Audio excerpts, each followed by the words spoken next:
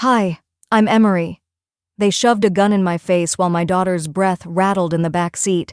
They handcuffed me on the side of the road in the rain while I begged them to let me save her. One of them smirked.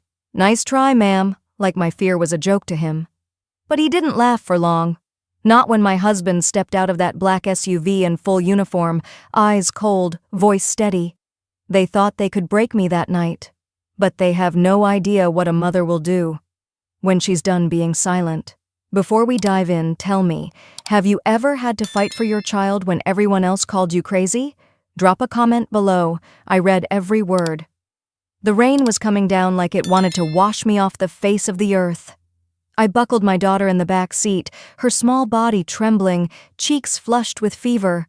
I checked her EpiPen twice, then my wallet, then the EpiPen again. The porch light flickered behind me, the only witness to how alone I was in that moment. I dialed Seraphine one last time, letting it ring until her voicemail clicked on, her bright, rehearsed voice saying, "Leave it if it's important." I whispered, "Just hold on, baby," before I closed the door, the soft click echoing too loud in the wet dark. I started the engine, hands damp on the steering wheel. The road stretched out in front of me, empty, the streetlights blinking through the downpour. Each mile felt like it was taking something from me, but I couldn't afford to stop. My daughter whimpered in the back, and I said, "It's okay, sweet pea, we're going." The tires hissed against puddles, the dashboard clock glowing 8:47. We should have been home, getting ready for bed, but the universe doesn't care about bedtime. Maybe if you had a real job, you wouldn't need us. Seraphine's voice rang in my head, slicing me as I drove past the last closed gas station. I checked the rearview mirror, watching for headlights, hoping for no one, but needing someone. My provisional license sat like a guilty secret in my wallet. Jorvan's words from months ago pressed on me. "You're stronger than you think, May." I gripped the blue handkerchief he gave me, folding it over and over, trying to remember what strength felt like. When the lights flashed behind me, red and blue tearing through the rain, I almost didn't pull over. I wanted to scream, to keep driving, to never stop, but I pulled over, gravel crunching under the tires, the car rocking slightly as I put it in park. My breath came shallow, the air thick and wet inside the car. I turned to see my daughter, her eyes wide and glossy, and I forced a smile I didn't feel. "It's okay, honey, just a quick stop." A flashlight cut through the darkness, bouncing off the wet road, and then he was at my window. His face was tired, bored, maybe even a little annoyed, like I was just another reason he wasn't home yet. He tapped the window, and I rolled it down halfway, rain dripping in. His eyes glanced at me, then at the car seat behind me. "Where's your licensed driver?" His tone was flat, dismissive, like I was already guilty.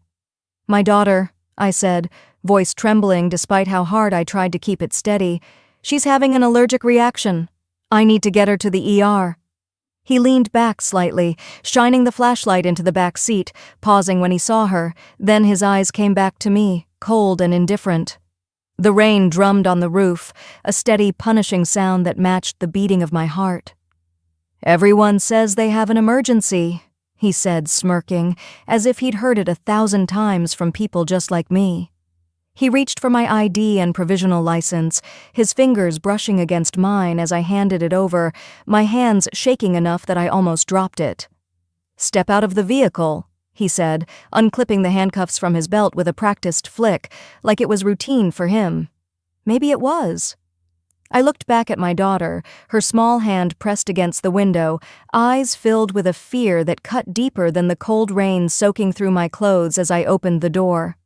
I stepped out, the blue handkerchief slipping from my pocket, landing in the mud and water. I didn't pick it up. I couldn't.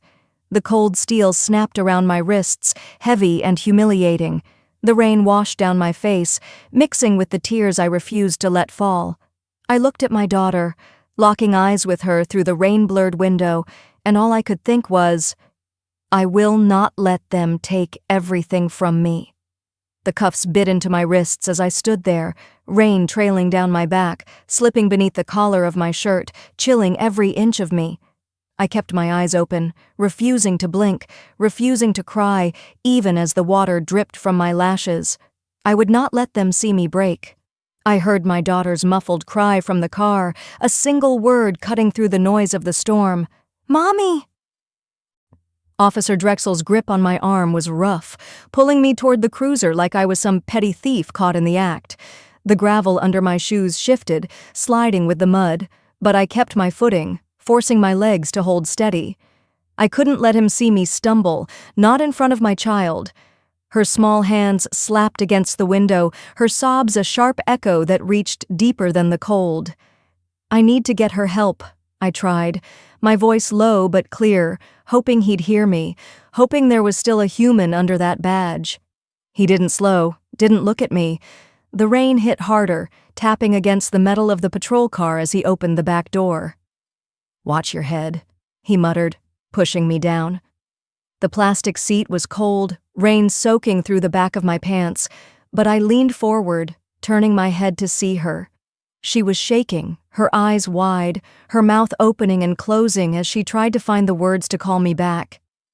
"Baby, it's going to be okay," I shouted, my voice louder than I meant, breaking through the hum of rain and the hiss of tires on wet pavement. "Stay quiet," Drexel snapped, slamming the door shut. The echo vibrated through my bones. I tried to steady my breathing, to calm the pounding in my chest, but the image of her face, the tears mixing with the condensation on the glass, made it impossible. I pressed my forehead against the divider, eyes closing for a moment as I whispered, "Please, God, just let her be okay." I felt it before I saw it. The shift in the air, the tension that came with a decision made too fast. Drexel opened the door, yanking me out into the rain again, the cuffs digging deeper as he turned me toward him. I saw his hand move, quick, practiced, reaching for the holster at his hip. "Don't move," he barked. My eyes widened as I instinctively reached for my jacket, for the EpiPen I had tucked there, the only thing that mattered, the only thing that could keep my baby breathing. "It's for my daughter," I started, but the words caught in my throat when I saw the barrel of the gun, dark and steady, pointed right at my forehead. The world went silent then. The rain kept falling, but it was like it was somewhere else, like it didn't matter anymore. The only thing I could hear was the sound of my breath, shaky and uneven, and the sobs of my daughter muffled behind the glass, behind the storm, but somehow louder than everything. "Please," I whispered, lifting my hands higher, letting the rain wash over me, dripping from the edges of my sleeves. The blue handkerchief Jorvan gave me peeked out from my pocket, a small flash of color in a world gone gray. He didn't lower the gun. Through the blur of water and fear, I saw her. Her face pressed against the window, her hands pounding against the glass, her mouth screaming a word I couldn't hear but could feel. Her tears streaked down, matching the rain, matching mine that I wouldn't let fall. My knees threatened to give, the cold from the rain seeping into my bones, mixing with the ice that had settled in my chest. I thought of Seraphine's laughter, that cruel, careless sound when she once told me, "You always need rescuing." I clenched my jaw, biting back the scream that wanted to tear out of me. Not today. I would not be the woman who needed saving. I would not be the mother who failed her child. Another car pulled up, lights flashing, painting the street in red and blue that danced across the wet asphalt. A younger officer stepped out, standing back, watching, evaluating. He didn't step forward, didn't speak. Cars slowed, drivers pulling out their phones, capturing the scene, their faces lit by the glow of their screens, safe and dry inside their cars while I stood in the storm. The humiliation burned hotter than the cold, my cheeks flushed as I felt every eye on me, every lens recording, every whisper behind closed windows. My daughter's cries cut through it all, the sound so sharp it made my breath catch, made my chest tighten with a pain that had nothing to do with the rain or the fear. Drexel leaned in, the gun still in his hand, his eyes cold and bored. "Nice try, ma'am," he said, his words like a slap, each syllable heavy with dismissal. "My husband is Special Forces," I whispered, the words tasting like copper on my tongue, a last thread of hope I clung to. They laughed. The officers laughed. Rain hammered down harder, the thunder rolling in the distance, the world holding its breath around us. But then, behind the patrol car, there was a sound that didn't belong to the storm, a low rumble, steady, controlled, a promise carried on the hum of an engine, and for the first time that night, the officers stopped laughing. The low rumble behind the patrol car cut through the downpour, an engine sound I knew before I saw it. My breath caught as I turned my head, rain sliding down my temple, dripping onto the collar of my soaked shirt. The officers paused, Drexel's smirk flickering, eyes narrowing as the headlights swept across the wet road. Through the shifting red and blue reflections, the black SUV came to a clean stop. No screeching tires, no panic, just quiet power rolling in like a storm that knew it owned the sky. I couldn't see his face yet, but I knew the way the door opened, how the interior light briefly cut through the dark. Jorvan stepped out, his boots landing with a thud on the wet asphalt. Rain rolled off the brim of his green beret, dripping down the sleeves of his pressed uniform, his ribbons lined with military precision. He didn't rush. He never did. His eyes swept the scene, taking in Drexel's drawn shoulders, the younger officer shifting from foot to foot, and finally, me. Hands cuffed, hair plastered to my face, my child crying inside the car, her small hands smearing the fogged-up window. He didn't look away. I held his gaze, and for a moment the fear eased, replaced by the tiniest flicker of safety that only he could bring. The kind you get when you know someone is here, and they aren't afraid to stand for you when everyone else turned their backs. What exactly is going on here? Jorvan's voice was calm, cutting through the slap of rain on metal and the muffled sobs behind glass. It wasn't a question, not really. It was an assessment, a command for the truth. Drexel's jaw tightened as he shifted, glancing back at the backup officer who looked away, pretending to check the side mirror of his cruiser. Sir, she was driving without a valid license, and she wasn't complying with a sick child in the car. Jorvan's tone was sharper now, a steel edge beneath the even delivery, the kind that made even the cockiest men think twice. His eyes flicked to me again, noting the cuffs, the mud on my jeans, the handkerchief soaked and limp in a puddle at my feet. I swallowed hard, the memory of Seraphine's voice in my head. "You're always in over your head, Emery," fading beneath the steady gaze of the man who had never once turned away. Jorvan took a single step forward, rain rolling off his shoulders, pooling around his boots.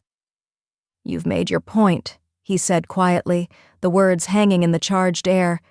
"Now, you will uncuff my wife." Drexel's lips parted as if to argue, but the words died before they reached the air. The younger officer shifted again, glancing at me, then at Jorvan, reading the unspoken warning in the calm set of his shoulders and the hard line of his mouth. Nobody moved for a moment. The only sound was the hiss of rain hitting metal and the muffled cries of my daughter. Jorvan reached into his jacket pocket, pulling out his credentials with a deliberate calm that made every movement feel like a declaration. He held it up to Drexel's eye level, the badge and identification reflecting the passing headlights of cars slowing to watch, drivers holding up their phones to record the scene unfolding under the Texas rain.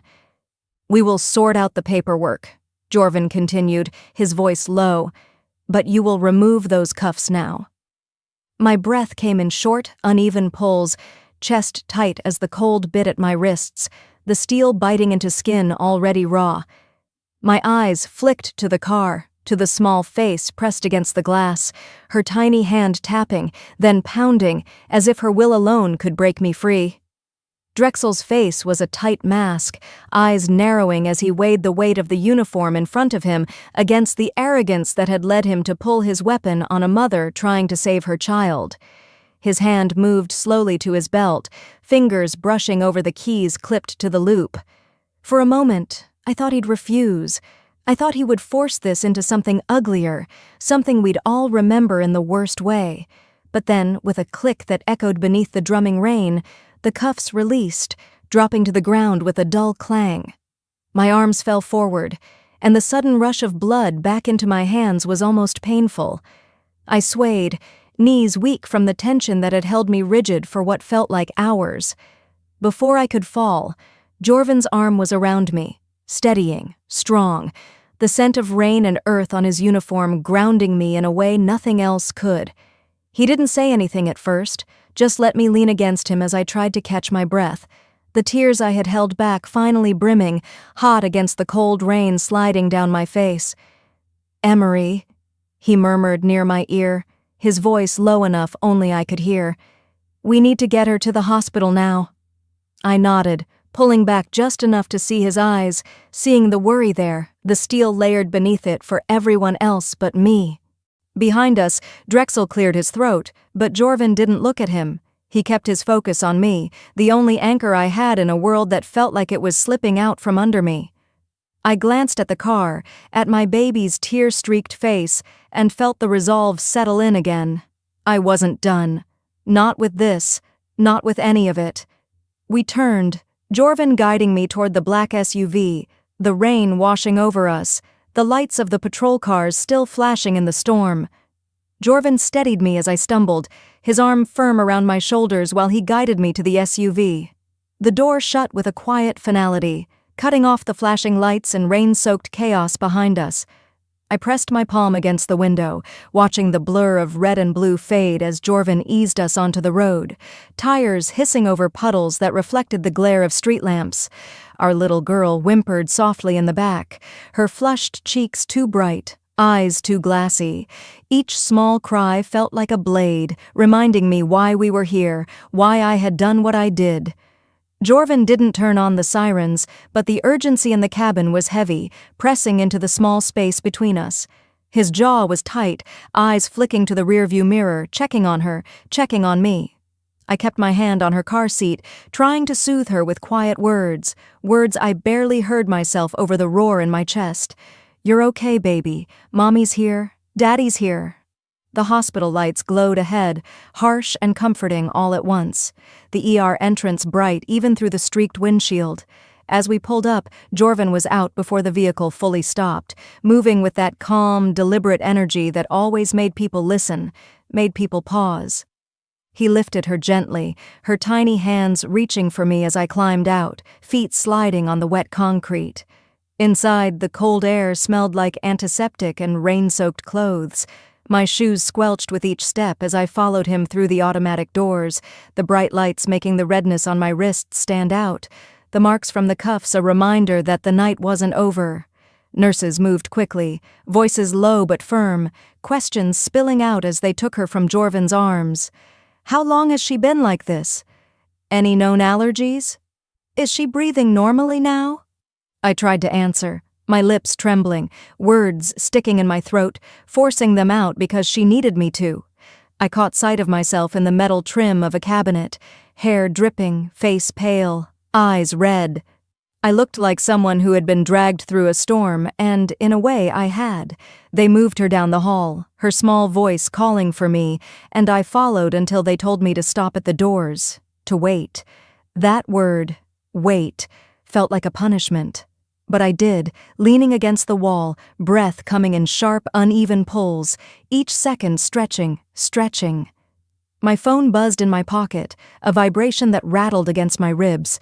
I pulled it out, expecting an update, a text from the hospital system, something. Instead, Seraphine's name glared back at me, the screen lighting up with the worst kind of timing. "Hello?" My voice was raw, softer than I meant it to be. "Do you realize what you've done?" Her voice was ice, every syllable clipped, each word like a slap. "The neighbors are calling me. The HOA is calling me. You've embarrassed the family." I pressed a hand to my forehead, trying to find a breath. "Seraphine, I had to—" "You always have to, Emery. You always need rescuing. You're always the problem." Her words rushed over me, relentless, filling the sterile hallway with poison. "Do you think you're the only one who has problems? You couldn't just stay quiet, could you? You couldn't just call an ambulance like a normal person." My fingers gripped the phone so tightly my knuckles ached. I opened my mouth, but she kept talking. "People are watching, Emery. People are talking. Do you ever think about how that affects the rest of us, or is it always about your crisis?" I closed my eyes, the buzzing in my head louder than her voice, picturing my daughter's face, her small hand against the window, the rain streaking down. "Seraphine, please!" The line went dead before I could finish, leaving me with nothing but the reflection of myself in the dark screen, the bright hallway lights catching every tear I refused to let fall. I slid down the wall, the cold tile biting through my jeans, phone still in my hand. It buzzed again, a notification popping up. I tapped it, and a blurry photo loaded slowly over the hospital's weak Wi-Fi. Me, in the rain, hands behind my back, Drexel's smug face in the background, the red and blue lights flaring against the storm. The caption was worse than the photo. "Irresponsible mother arrested outside our neighborhood last night. Why didn't she call for help instead of causing a scene?" I scrolled down, each comment another cut. "Drama queen. Some people just live for attention." "Child endangerment, anyone?" A neighbor I barely knew chimed in with, "Some folks never learn. It's always chaos with certain people." My chest tightened, the shame thick and hot, making it hard to breathe. I wanted to defend myself, to scream that I was just trying to save my daughter, that I would do it again, cuffs and all, but the words stayed stuck. The sliding doors opened with a soft whoosh, pulling me back. Jorvin walked toward me, his boots tracking water across the floor, his phone in hand, face unreadable but eyes dark, heavy with something I couldn't place. "You need to see what's happening, Emery." I looked up at him, blinking against the fluorescent glare, my heart pounding so hard it hurt. He held the phone out, and I reached for it, swallowing the fear that rose in my throat. "Whatever it is, we'll handle it," he said, his voice steady, but even he couldn't hide the tension lining his jaw. I took the phone from Jorvin, the weight of it heavier than it should have been. My thumb hovered, the screen bright in the dull hospital hallway. A stale breeze from the air vents brushed my face, doing nothing to clear the thickness in my throat. I scrolled, each swipe revealing a new post, a fresh comment, a stranger's opinion slicing into me without hesitation. Neighbors I barely knew were sharing photos of me in cuffs, soaked and shaking in the rain. "Irresponsible mother," one wrote. Another, "There's always that one neighbor who brings drama to everything." The words pressed into me like cold fingers, reminding me of the metal that had cut into my wrists hours before. A laugh from a waiting patient down the hall snapped me out of my daze, and I looked up, reminding myself where I was. My child was somewhere behind those heavy doors, hooked up to monitors, surrounded by strangers trying to help her breathe. I wanted to be there, to be with her, but instead, I was here, reading comments from people who didn't know a damn thing about why I'd done what I did. The phone vibrated in my hand, a call coming in, Seraphine's name pulsing on the screen. My stomach twisted, but I answered because not answering would only bring more calls, more messages, more chaos. "Emery!" Her voice was cold, measured. "Do you realize the position you've put us in?" I closed my eyes, letting the hum of the lights fill the silence between us. "Seraphine, she needed help. I didn't have a choice." "You always say that." Her words were clipped, sharp. "Do you think the HOA is going to overlook this? The sponsors? Do you think I can keep covering for you when you pull stunts like this?" I opened my mouth to respond, but she didn't give me the chance. "You're putting everything at risk. Maybe it's time you find somewhere else to live, Emery. Don't expect help from us anymore. We've covered for you enough." A security guard walked past, giving me a glance before moving on. I swallowed, gripping the phone tighter, searching for the right words, but all that came out was, "Seraphine, please." "Handle your mess," she snapped, ending the call. I lowered the phone, the screen darkening as my reflection looked back at me. Hair tangled, eyes ringed with exhaustion, a woman who felt like she was drowning while standing in the middle of a sterile hallway. A notification lit up the screen, a message from Leora. My heart lifted for a second before I opened it, expecting something, anything to feel like support. Instead, her message was short, cold. "Maybe it's time you stop acting like the world owes you sympathy." I clicked on her profile out of reflex, and there it was, a post she had shared. A blurry photo of me. The same photo everyone else was sharing, with her comment above it. Some people think chaos is everyone else's problem. The comments under it were worse. People agreeing, people laughing, people calling me a mess, a burden, a problem that needed to be managed. Leora had always played the role of the quiet peacemaker, but now I saw it for what it was, her way of staying safe while letting me take the blame. The air in the hallway felt heavier, pressing into my chest until I thought I might break. I stood, walking outside through the automatic doors, the dawn just beginning to color the sky with a thin line of gray. The awning above me dripped with the last remnants of the rain, each drop falling in slow, heavy beats onto the concrete. I pulled the blue handkerchief from my pocket, now damp and stained from the night. Holding it in my hand, I let out a breath, the cold morning air biting at my skin. "I can't keep letting them define me," I whispered, the words barely louder than the drip of water around me. Behind me, I heard the door slide open again, and Jorvin's voice, steady and firm, filled the space between us. "It's time to stop letting them decide who you are." I turned to face him, lifting my chin, my jaw tightening as something inside me shifted. The fight wasn't over, but I felt it. The first spark of something I hadn't felt in a long time. A promise to myself that I would not go quietly. I met Jorvin's eyes, feeling the dawn air on my skin as I turned to face him, a new steadiness in my chest. The low hum of hospital machinery and the faint beep of monitors inside the ER felt miles away as I stood there, letting the moment anchor me. I wasn't going to let them strip me down any further. We walked back inside, the child asleep but breathing easier now, tucked in a thin hospital blanket, her hair damp against her forehead. I leaned down, kissing her, whispering, "Mommy's got you," as I adjusted the blanket.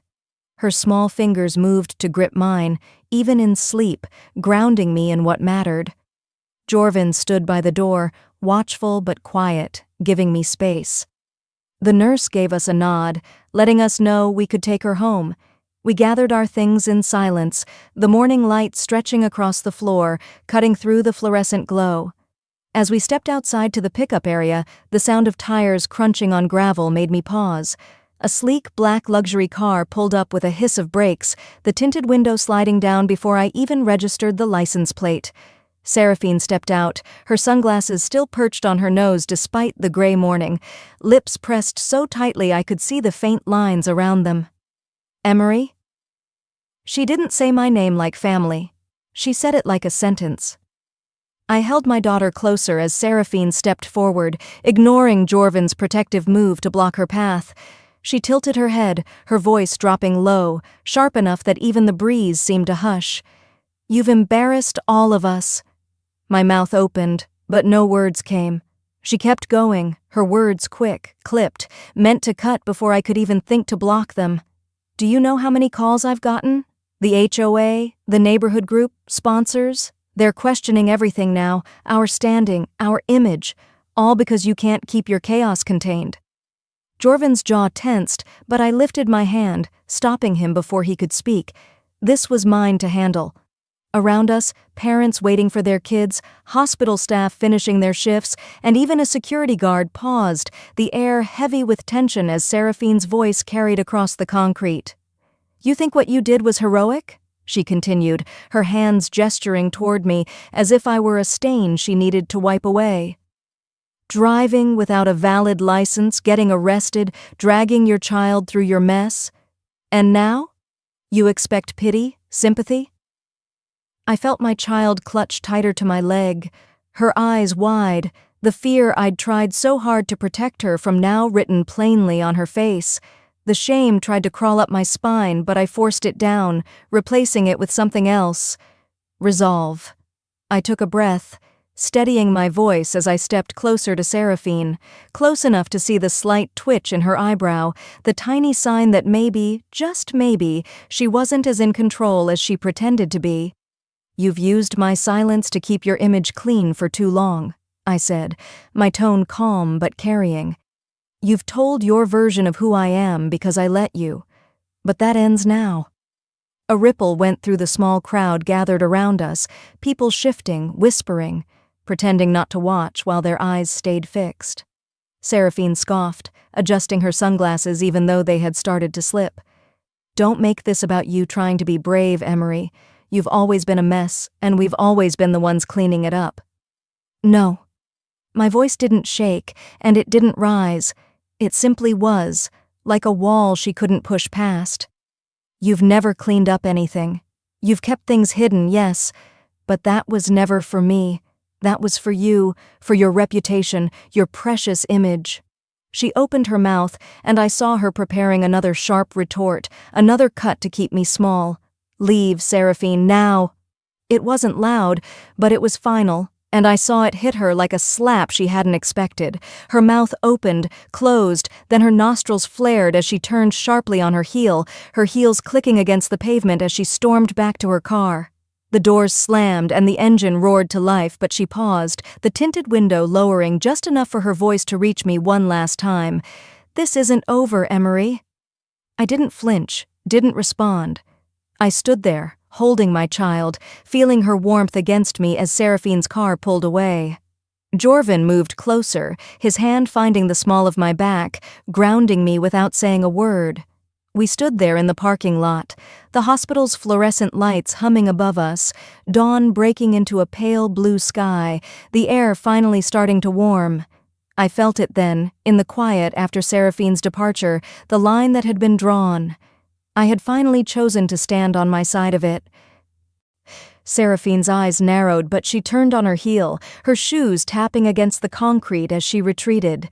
I didn't move until her car disappeared beyond the curve of the hospital drive, the early sun reflecting off her back window like a warning that she'd be back. On the way home, the roads were quiet. Dew still on the lawns as neighbors watered flowers or loaded kids into cars. Jorvin kept one hand on the wheel, the other resting on his knee, giving me space as I stared out the window, the city slowly waking around us. My daughter slept in the back seat, her small snores reminding me why I'd endured everything. At home, I carried her in, laying her gently in her bed, brushing damp curls off her forehead as she stirred, then settled back into sleep. The marks from the cuffs still stung, but I pressed a kiss to her cheek and whispered, "You're safe. I promise." I had just turned to go into the kitchen when the sound of tires skidding on the gravel out front snapped me back. The front door burst open, and Seraphine's perfume hit before her voice did. "I'm done cleaning up your messes, Emery." Her words came sharp, no greeting, just an accusation hanging heavy in the air as she tossed a thick envelope onto the kitchen counter. 30 days. You and your circus are out." I looked down at the envelope, then up at her, keeping my face still as she crossed her arms, eyes daring me to speak. "You think you can just drag your drama all over this neighborhood, embarrass this family, and expect to keep your place here?" She spat, her voice low but cutting, like a snake ready to strike. I steadied myself against the counter, feeling the cool edge beneath my fingertips as I watched her pace, her heels clicking against the tile. "Seraphine, you need to leave." "Oh, don't start," she snapped, waving her hand dismissively. "You think you're the victim here? You think you're some martyr because you got yourself arrested and made a spectacle out of everything? People are calling me, Emery, sponsors are nervous, and you know what happens when sponsors get nervous? They pull out." She leaned in closer, lowering her voice, venom in every syllable. "And when that happens, don't think for a second you're keeping that child. Don't think I won't call CPS. Remind them what kind of mother you really are." My chest tightened, old fear crawling up like it always did when Seraphine threatened what mattered most. But as her words rang in my ears, my eyes drifted to the fridge where a crayon drawing was taped, my daughter's handwriting proudly spelling out, "Mommy and me." That drawing snapped something in me, something that had stayed quiet too long. I pushed off the counter, standing straighter as I met Seraphine's glare with a calm I didn't know I still had. "You're going to regret saying that." She laughed, cold and bitter, but there was a flicker in her eyes she couldn't hide. You? Threatening me? I didn't answer her. Instead, I pulled out my phone, tapping until the audio file appeared. I set it on the counter between us and pressed play. Her voice filled the kitchen, her own words coming back to haunt her. I don't care if the HOA money covers my dinners. They owe me. Let them say something. Seraphine's face drained of color as she lunged for the phone, but I was faster, picking it up and holding it against my chest. You recorded me, she hissed. I did. I kept my voice even, my eyes locked on hers. And if you ever threaten my daughter again, if you ever so much as breathe about calling CPS, this goes public. Every board member, every sponsor, every HOA meeting, you will leave us alone. Her mouth opened, a retort half formed, but nothing came out. She looked smaller in that moment, her shoulders tight, her eyes darting around the room like she was searching for a lifeline she didn't have. I stepped closer, lowering my voice so she could feel the weight of every word. We're done playing by your rules. You will leave us alone. Seraphine's lips trembled, her composure slipping as she tried to form words but failed. She turned sharply, storming out of the kitchen, the envelope she'd thrown still lying on the counter, unopened and meaningless now. I stood there, breathing in the quiet that settled after she left, the kitchen filled only with the soft hum of the fridge and the distant sound of my daughter's steady breathing down the hall. I picked up the envelope, sliding it into a drawer, locking it away. Then I turned to the window, watching Seraphine's car pull away for the second time that day, this time slower, as if she knew the power she once held had shifted. Seraphine's lips trembled as she tried to speak but found nothing to say. She turned and left, the door closing softly behind her, but the silence that followed felt like a scream still hanging in the air. That night, I barely slept. I moved quietly around the house, checking on my daughter as she slept, her small hand clutching the corner of her blanket, her breathing even and soft.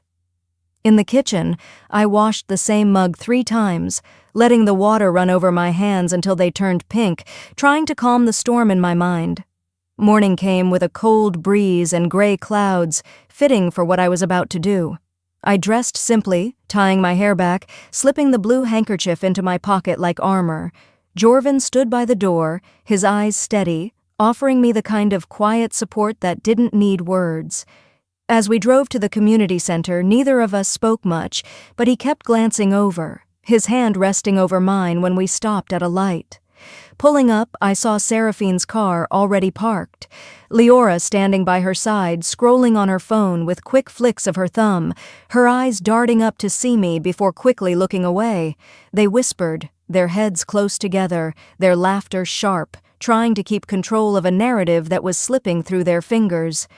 I paused outside the glass doors of the HOA community center, breathing in the cool air, pressing my thumb against the fabric of the handkerchief in my pocket, grounding myself. This was it. When I stepped inside, the murmur in the room shifted, some voices dropping, some rising as neighbors turned to look at me. Recognition flickered across their faces, some from the blurry photos online, some from the whispers passed over fences and sidewalks. Seraphine's lips curled into a thin smile, one that didn't reach her eyes. "Oh, you came," she said, loud enough for others to hear, as if she was doing me a favor by acknowledging me. I met her gaze, nodding once, keeping my voice even. I wouldn't miss it. The meeting began, chairs scraping the floor as people settled, coffee cups clinking, a child fussing before being hushed by her mother. Seraphine took her place at the front, her posture perfect, her smile polished as she launched into her speech about community standards and upholding family values. I could feel Jorvin's eyes on me from across the room, a silent reminder that I wasn't alone, even if I felt the weight of every stare. Seraphine's words were like sugar-coated daggers, slipping in phrases about certain members causing disruption and how one person's poor choices can reflect on all of us. Leora sat nearby, nodding along, her phone in her hand, screen glowing as she sent messages I didn't need to see to know their content. When Seraphine paused, letting her last words hang in the air, I stood. The chair scraped back, the sound sharp in the quiet room. Heads turned, eyes moving between us, the tension thick as I stepped forward, pulling the phone from my pocket. "Before we continue, I think it's time the community hears something," I said, my voice steady, clear. My thumb pressed play and Seraphine's voice filled the room. "I don't care if the HOA money covers my dinners. They owe me. Let them say something." Silence, thick and heavy, fell over the room. Seraphine's face drained, her smile dropping as if it had been wiped away.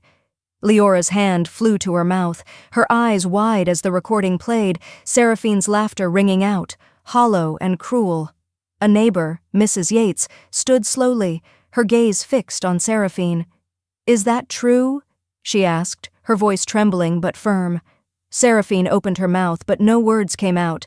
She looked around, searching for support, but people were pulling out their phones, some recording, some sending messages, the air buzzing with the quiet chaos of a community waking up to a truth they couldn't unsee. "She's lying," Seraphine finally managed, but her voice lacked its usual sharpness, falling flat in the room charged with silent judgment. I took a breath, feeling the blue handkerchief in my pocket, grounding me as I met Seraphine's eyes. "You've taken enough from this community, from me, from my daughter. It ends today." For a moment, no one moved. Then, a man in the back cleared his throat. Another woman shook her head, and whispers began. A tide Seraphine couldn't stop. The community was turning, the scales tipping. Seraphine's eyes flashed, a spark of anger breaking through the fear. But it was too late. She tried to speak again, but the words caught in her throat, and she pressed her lips together, her face flushing red as she picked up her bag, her movements jerky and rushed. As she walked out, I stood still, breathing in the moment, letting the quiet victory wash over me. The community was watching, but for once, I didn't feel small under their eyes. "It's over," I whispered to myself, letting the words sink in. But as Seraphine paused at the door, her hand on the handle, she turned her head slightly, her eyes narrowing, letting me know this wasn't the last move she would make. I stepped out into the crisp evening, the air cool against my skin, lungs filling deeper than they had in weeks. The echo of Seraphine's heels had barely faded when I felt the shift inside me, something uncoiling, loosening its grip on my ribs. As Jorvan pulled up, I opened the passenger door, sliding in with a quiet nod, and we drove home under a sky turning from dusk to deep blue, the road ahead clear. That night, I tucked my daughter into her bed, smoothing the soft strands of hair away from her face. Her small hand reached up, catching my finger, and even in her sleepy state, she mumbled, "Mommy's here." The steady rhythm of her breathing in the dark room was the anchor I didn't know I needed. I kissed her forehead, letting the peace of the moment root itself deep in me before turning off the light and letting the door click softly behind me. The morning came slow and golden, sunlight warming the kitchen floor as I sat with a cup of coffee in hand, the steam curling softly in the light. My daughter crawled into my lap, warm and safe, her head resting under my chin. Across the room, Jorvan moved around the kitchen, the smell of toast filling the air, his movements calm, measured, the quiet of the house a balm after so much noise. "You did it," he said, his voice low as he pressed a kiss to the top of my head. I let out a breath, not realizing I'd been holding it, and let the truth of his words settle in. I did. We did. Later that day, the fallout began to ripple across the neighborhood. Seraphine's face was tight, pinched as she stepped outside to retrieve her mail, neighbors' eyes following her as whispers swirled. The HOA had called an emergency meeting, not to discuss my arrest, but to review the evidence of Seraphine's misuse of funds. She tried to walk past them, shoulders straight, chin high, but the way her eyes flickered, the tremor in her hands as she clutched the stack of mail, betrayed the fear she fought to hide. Leora, standing awkwardly by her car, couldn't avoid the glances either. Her usual bright smile was absent, replaced by a forced neutrality as she scrolled through her phone, pretending she couldn't feel the weight of what she'd chosen to ignore. She caught my eye for a moment, her lips parting as if to say something, but she turned away, slipping into her car without a word. I watched it unfold, not from a place of vengeance, but from a quiet, settled place inside me. For so long, I had allowed Seraphine to define who I was allowed to be, how loudly I was allowed to speak, how small I needed to remain to keep the fragile peace. But now, as the truth seeped through every conversation, every whispered phone call, I felt the invisible threads she had tied around my life begin to snap. That afternoon, while my daughter napped in the living room, her soft breaths a lullaby to the quiet, I sat at the kitchen table, tracing the faded marks on my wrists. The bruises had turned a pale yellow, almost gone, but they remained as a reminder of what I had endured and what I had overcome. The fear I felt when the gun was pointed at me, the humiliation of being handcuffed in front of my daughter, the crushing weight of Seraphine's words, all of it had led to this moment of calm. On the table beside me sat the blue handkerchief, washed and neatly folded. I picked it up, pressing it gently to my lips, letting the fabric remind me of the nights it had caught my tears, the moments it had been clenched in my hand when I thought I might break. It had been there when I stood against Seraphine, when I reclaimed my voice, when I decided that my daughter deserved a mother who would fight, not just survive. Outside, a breeze rustled through the trees, carrying the scent of fresh grass and the soft chatter of neighbors who now offered genuine smiles instead of forced politeness. Mrs. Yates waved from across the street, her expression warm, a quiet nod that spoke more than words could. I looked down at my daughter's hand in mine, her small fingers curling around mine as she woke, blinking sleep from her eyes, a drowsy smile spreading across her face. She didn't know the details, the weight of what had happened, but she felt the change. The heaviness had lifted, replaced with something lighter, freer. "We're free now," I whispered, the words tasting like sunlight and soft mornings, like hope. Across the street, neighbors stood with coffee cups in hand, offering waves and nods, real acknowledgement, not the performative gestures of before. I smiled back, letting the warmth of the moment sink in, letting it mark the beginning of something I had fought hard to claim. This is the end of the story, but the beginning of Emery's quiet, dignified new life.